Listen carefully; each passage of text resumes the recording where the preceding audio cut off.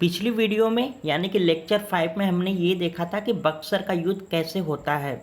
मतलब बक्सर का युद्ध होने के कौन कौन से कारण थे, किन के बीच होता है और किन परिस्थितियों में होता है। इसके साथ हम पटना हत्याकांड के बारे में भी पढ़े थे पिछली वीडियो में, और जो है अवध के नवाब के बारे में भी हम लोग पिछली वीडियो में पढ़े थे। तो लेक्चर 5 में हम लोग ये सब चीज़ें पढ़े थे, और आज हम देखते हैं लेक्चर 6 जो कि 1857 की क्रांति के बारे में है।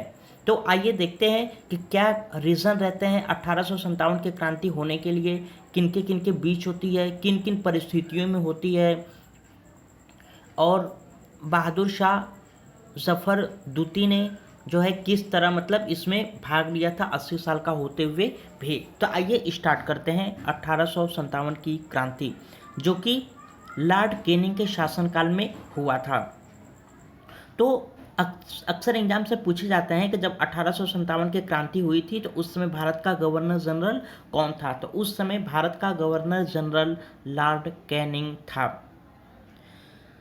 तो सबसे पहले हम ये देखते हैं कि 1833 के अधिनियम से, जो 1833 का जो अधिनियम बना था उसके अनुसार बंगाल के गवर्नर जनरल को भारत का गवर्नर जनरल कहा जाने लगा। यानी कि 1833 अधिनियम के तहत जो है बंगाल को जो गवर्नर जनरल था तो उन्होंने उस पोस्ट का नाम बदलकर भारत का गवर्नर जनरल कर दिया गया, और विलियम वेंटिंग भारत का पहला गवर्नर जनरल था।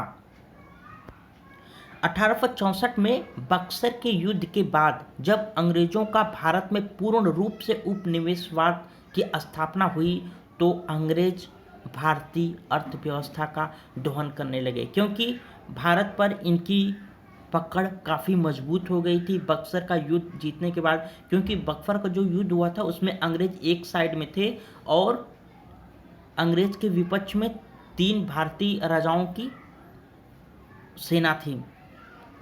तो इससे उनको हराने के बाद अंग्रेजों का आत्मविश्वास काफ़ी बढ़ गया। परिणाम स्वरूप ये भारत की अर्थव्यवस्था का दोहन करने लगे। जो युद्ध की पृष्ठभूमि प्लासी के युद्ध में सिराजुद्दौला, मीर कासिम तथा शाह आलम दूती के द्वारा यह घटना बृहद रूप से लोगों के सामने आया। 1857 के क्रांति के रूप में जो बक्सर के युद्ध के लगभग 100 साल बाद आया। यानी कि जो 1857 की जो क्रांति हुई थी वो जो तत्कालीन कारण थे, सिर्फ उसी की वजह से नहीं, ये जो प्लासी का जो युद्ध हुआ था जिसमें तीनों सेनाएं सिराजुद्दौला, मीर कासिम तथा शाह आलम दूती की तीनों लोगों की सेनाएं जो अंग्रेजों से हार गई थी, उसके वजह से भी भारतीय लोगों में अंग्रेजों के प्रति ईर्ष्या बढ़ गई थी। इतना ही नहीं, जो बक्सर का जो युद्ध हुआ था इस युद्ध में भी अंग्रेजों की ही विजय होती है। परिणाम स्वरूप इसके वजह से भी भारतीयों के अंदर अंग्रेजों के प्रति ईर्ष्या की भावना आ गई थी। तो उन्हीं सब कारणों को लेकर जो है 1857 की क्रांति होती है। लेकिन इसके अलावा 1857 की क्रांति होने का और भी रीज़न थे, आइए उनको देख लेते हैं। सबसे पहले कि जो वेलेस्ली की जो सहायक संधि थी, अब वेलेस्ली की सहायक संधि क्या थी कि इसके माध्यम से जो है वो भारतीय राज्यों को अपने अंग्रेजी साम्राज्य में मिला लेता था, एक तरह की संधि करके। किसी की मजबूरी का फ़ायदा उठाकर जो है उनसे संधि करके वो भारत के राज्यों को अंग्रेजी साम्राज्य में मिला लेता था। और अंग्रेजी साम्राज्य में मिलाने के लिए जो सबसे पहला स्थान था वो हैदराबाद था। यानी कि वेलेस्ली सहायक संधि के अनुसार जो है, यानी कि वेलेस्ली सहायक संधि के माध्यम से जो सबसे पहला स्थान भारतीय अंग्रेजी साम्राज्य में मिलाया गया था वो हैदराबाद था। वेलेस्ली ने यह नियम लाया था कि जो भारतीय सेना में शामिल होना चाहते हैं तो उनको जो है सर के बाल तथा मूंछ पूरी तरह से साफ करने होंगे।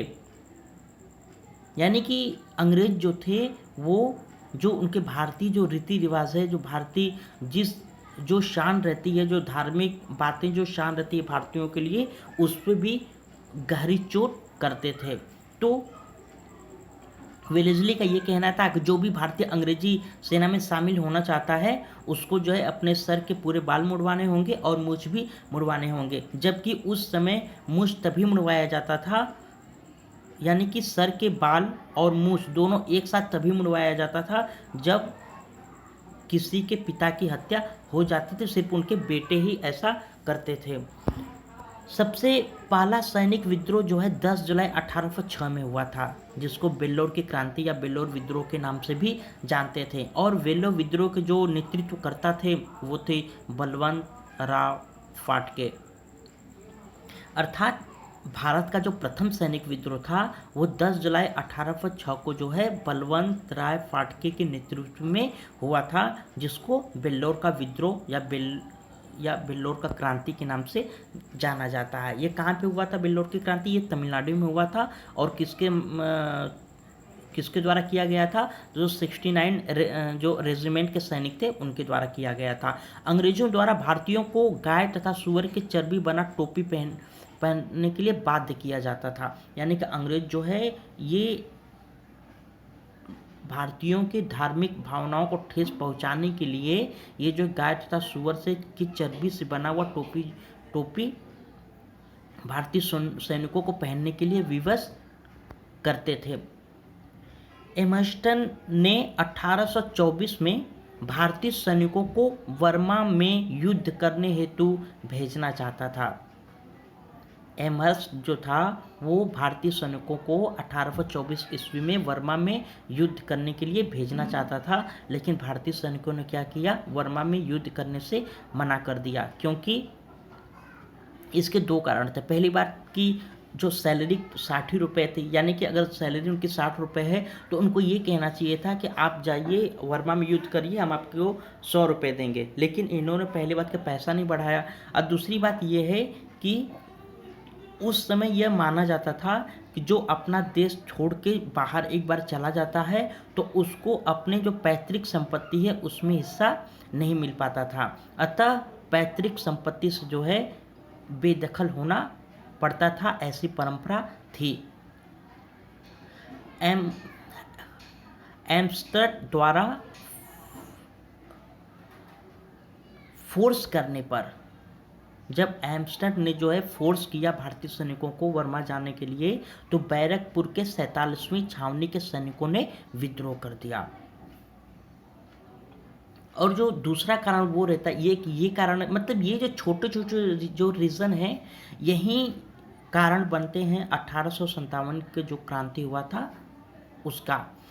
जो नेक्स्ट कारण ये रहता है कि जो डलहौजी का जो राज्य हड़पने की नीति रहती है, जिसमें रानी लक्ष्मीबाई के जो दत्तक पुत्र को राजगद्दी पर बैठने का अंग्रेजों ने विरोध किया था। डलहौजी का जो राज्य हड़पने की नीति ये रहती है कि जब कोई भारतीय राजा है तो जब भी राजा बन सकता है उसका पुत्र ही बन सकता है और कोई नहीं बन सकता। लेकिन रानी लक्ष्मीबाई को कोई भी पुत्र पैदा नहीं हुआ था, तो इन्होंने क्या किया था कि नाना साहब को इन्होंने गोद ले लिया था। अतः जिनको गोद लिया जाता है उनको दत्तक पुत्र कहा जाता है, जिसका अंग्रेजों ने विरोध किया। रानी लक्ष्मीबाई इस यही कारण है कि रानी लक्ष्मीबाई भी इस विद्रोह में हिस्सेदार बनी। नाना साहब पेशवा बाजीराव के दत्तक पुत्र थे। नाना साहब पेशवा जो थे वो बाजीराव के दत्तक पुत्र थे।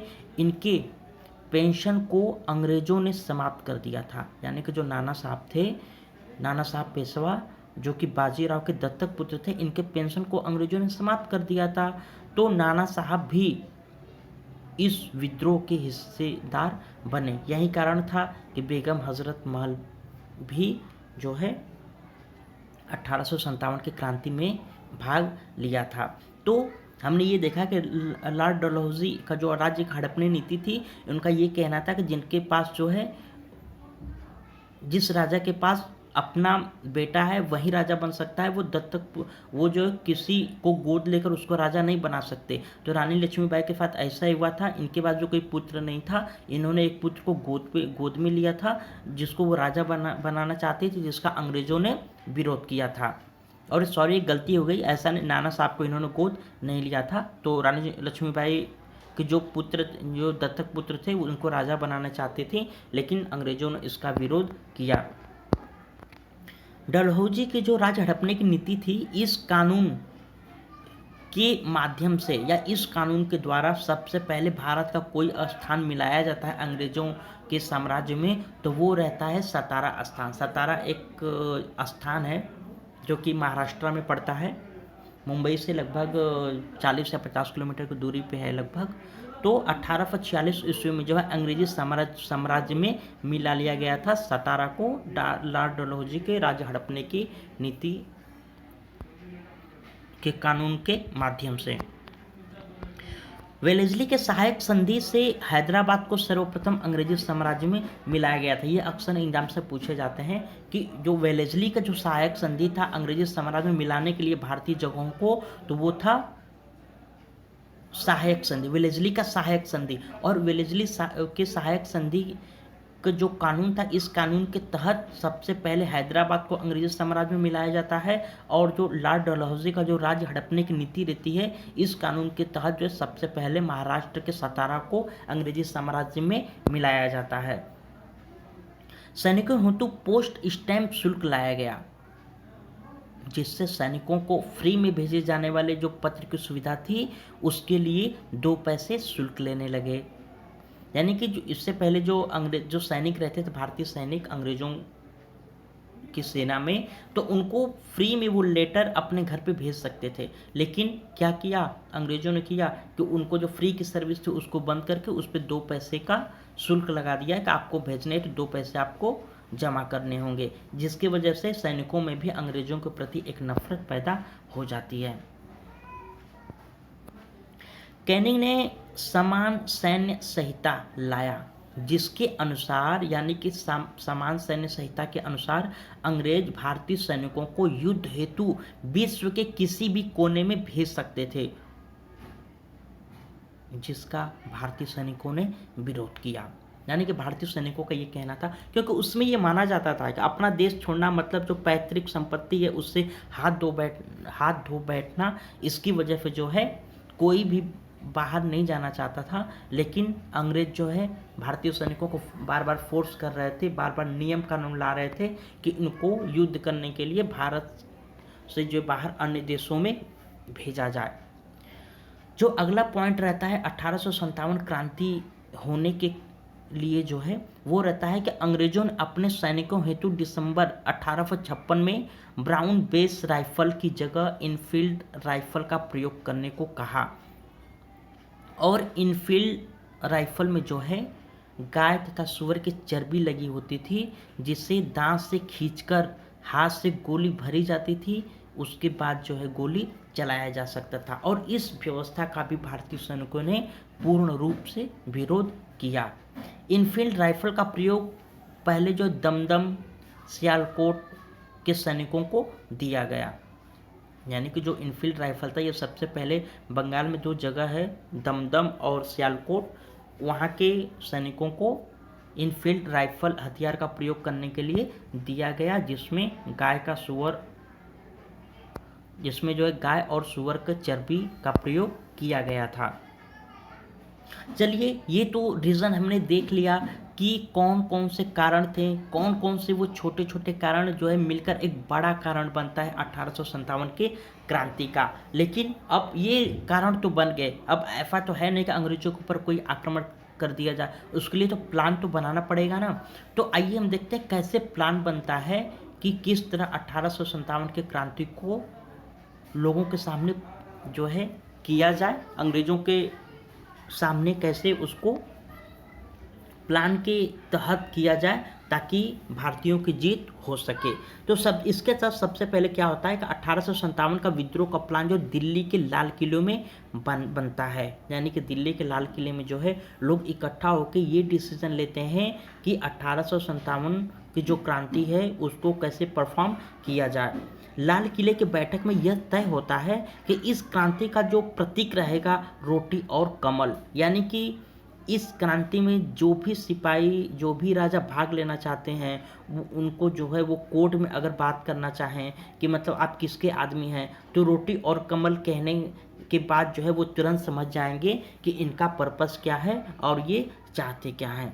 इस क्रांति के नेतृत्वकर्ता जो है बहादुर शाह जफर द्वितीय को दिया गया था और उस समय बहादुर शाह जफर की जो उम्र थी वो 80 साल थी, जो कि एक मुख्य कारण बनता है 1857 की क्रांति का फेल होने का। इनका नाम जो है बहादुर शाह द्वितीय था, लेकिन ये शायरी लिखते थे, इसलिए इनको जफ़र जो है इनको उपाधि दी गई थी, इसलिए इनका पूरा नाम बहादुर शाह जफ़र द्वितीय हो गया था। और ये जफ़र जो था, ये जो उपाधि दी गई थी, तो इसकी वजह से इनका पूरा नाम बहादुर शाह जफर द्वितीय हो गया था। बहादुर शाह जफर द्वितीय की उम्र 80 साल थी, अतः इन्होंने अपना जो सेनापति चुनता है बख्त खां को चुना था इन्होंने, यानी कि इनको पता था कि मेरी उम्र 80 साल है, मैं ज़्यादा कुछ नहीं कर पाऊंगा, बस लोगों के लिए एक प्रेरणा स्रोत बना रहूँगा कि जब मैं अंग्रेज़ों के खिलाफ लड़ सकता हूँ तो और लोग क्यों नहीं। तो इसलिए इन्होंने जो है अपना जो सेनापति सेलेक्ट करते हैं वो बख्त खां को सेलेक्ट करते हैं। बहादुर शाह जफर द्वितीय ने बख्त खां को साहब ए आलम बहादुर की उपाधि दी थी उसी दौरान जब इनको, यानी कि बख्त खां को अपना सेनापति नियुक्त करते हैं। चलिए ये भी हो गया कि कैसे करना है, कहाँ से करना है, लेकिन अब किस दिन करना है ये भी एक डिसीजन लेना था कि 1857 की जो क्रांति शुरू करना है वो पूरे भारतवर्ष में किस दिन शुरू की जाए। तो इसके लिए जो है लाल किले की बैठक में यह भी तय किया गया कि विद्रोह का जो तारीख रहेगा वो 31 मई 1857 को होगा, लेकिन आंतरिक कलह के कारण बैरकपुर में 34वीं छावनी के सिपाही मंगल पांडे ने 29 मार्च 1857 को ही लेफ्टिनेंट बॉक तथा होसन जो कि एक सर्जेंट था, जो बॉक एक लेफ्टिनेंट था और जो होसन एक उसका सिपाही था, इन दोनों की गोली मारकर हत्या कर देते हैं कौन, मंगल पांडे। और मंगल पांडे कहाँ के रहने वाले होते हैं, ये बलिया के रहने वाले रहते हैं। तो होना था युद्ध कब, 31 मई को शुरू होना था, लेकिन मंगल पांडे जी ने क्या किया, 29 मार्च को ही 2 लोगों को मारकर विद्रोह की शुरुआत कर दी। अब आनन फानन में जो है सभी जितने भी प्लान तय किए गए थे कि कहाँ कहाँ से करना है, तो वहाँ पे जो है आनन फानन में अर्जेंसी में वहाँ 2 दिन पहले ही युद्ध शुरू कर दिया गया, जो कि एक दूसरा कारण बनता है 1857 के क्रांति का फेल होने का, जिसके कारण मंगल पांडे को 8 अप्रैल को 1857 को फांसी दे दी गई। यानी कि इन्होंने एक लेफ्टिनेंट और एक सर्जेंट को वहीं पर गोली मारकर हत्या कर दिया था मंगल पांडे ने। परिणाम स्वरूप 8 अप्रैल 1857 को इनको फांसी की सजा दे दी गई। इसी समय मंगल पांडे ने हल्ला बोल का नारा दिया था, यानी कि जब उनको तख्ते पर जब लेके जा रहे थे लोग लटकाने के लिए, उससे पहले ये हल्ला बोल ऐसा जो है बोलते हुए गए थे। मंगल हल्ला बोल का मतलब ये और लोगों को उत्साहित कर रहे थे कि आप भी अंग्रेजों के प्रति हल्ला बोलिए। मंगल पांडे ने ही जंग ए आज़ादी नाम का एक संगठन भी बनाया था। मंगल पांडे के फांसी से नाराज मेरठ के 20वीं छावनी की पैदल टुकड़ी के सैनिक 10 मई को दिल्ली पर कब्जा कर लेते हैं और 11 मई को बहादुर शाह जफर द्वितीय को दिल्ली का मुगल बादशाह घोषित कर देते हैं।